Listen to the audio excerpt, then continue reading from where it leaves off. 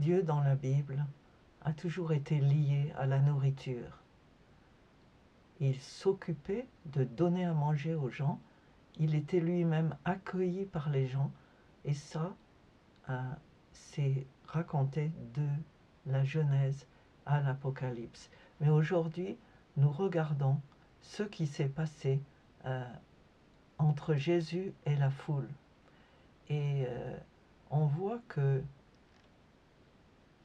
2 fois de suite, Jésus a nourri la foule.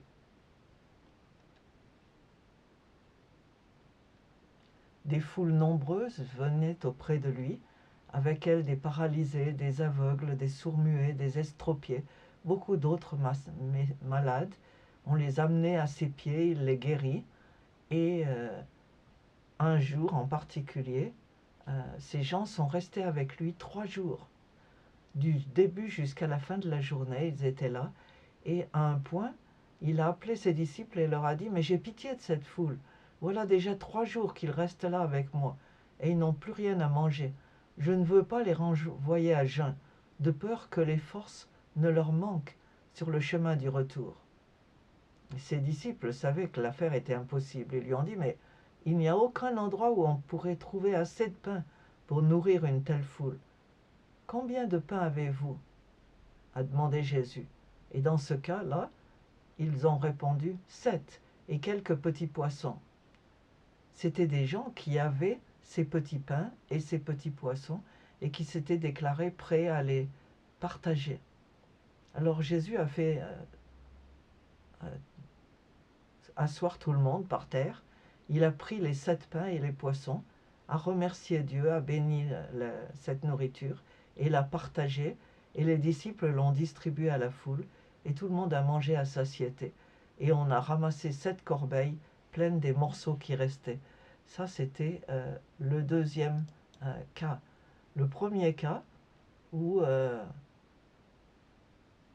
il a nourri les gens et tout le monde a mangé à satiété. On a ramassé les morceaux qui restaient et dans ce cas, on a rempli 12 paniers.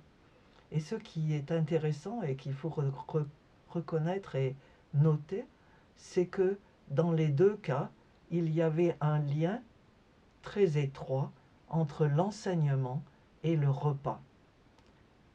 L'enseignement, c'était le partage de la parole. Et après la parole, Jésus a partagé un repas physiquement avec la foule. Et c'est ce qu'on voit en Jésus.